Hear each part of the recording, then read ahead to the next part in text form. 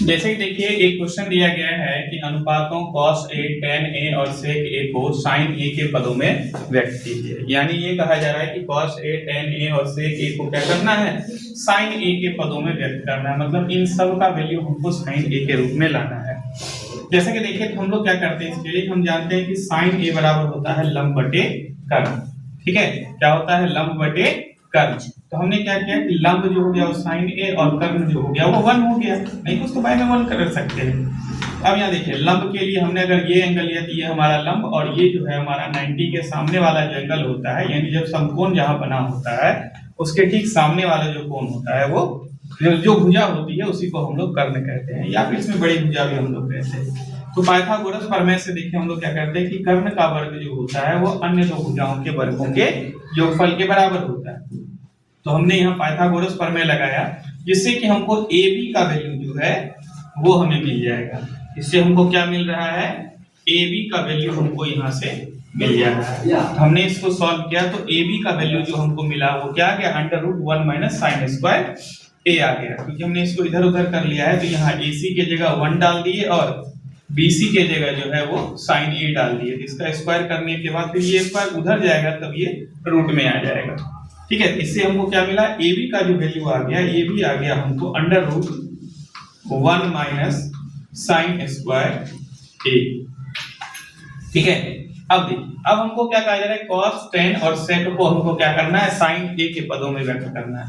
इसके लिए हमें बस एक सूत्र याद रखना है, ठीक है, कि sin थीटा बराबर होता है b बटे h यानी कि लंब बटे कर्ण, cos थीटा बराबर होता है b बटे h यानी कि आधार बटे कर्ण, और tan थीटा बराबर होता है p बटे b यानी कि लंब बटे आधार। तो इसको याद रखने का एक सिंपल सा ट्रिक है कि पंडित बद्री प्रसाद हरी हरी बोले सोना चांदी तोले। इस तरीके से भी याद रख सकते हैं कि पंडित बद्री प्रसाद हरी हरी बोले सोना चांदी तोले। ये सोना साइन को और चांदी के लिए कॉस को और तोले के लिए tan को देख सकते हैं। इसी का अगर हम अपोजिट कर लें तो यह आ जाएगा कॉट का वैल्यू यानी b बटे p, और फिर सेक का वैल्यू आ जाएगा वो आ जाएगा h बटे b, और कॉसिक का वैल्यू जो आ जाएगा वो आ जाएगा h बटे p।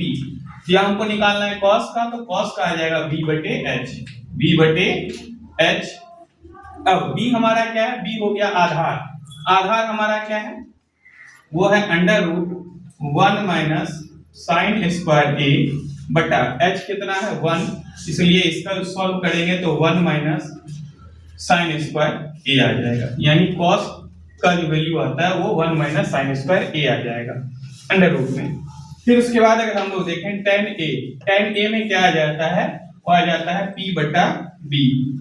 अब p हमारा आ गया क्या, p हो गया लंब और b हो गया आधार, यानी कि आ जाएगा साइन A बटा फिर आ जाएगा √1 माइनस साइन स्क्वायर A, और फिर सेक A को अगर हम बात करते तो आ जाता है h बटे b, h बटे b यानी कि कर्ण बटे आधार। कर्ण कितना है A, आधार कितना है √1 माइनस साइन स्क्वायर A। ये हमारा आंसर हो गया।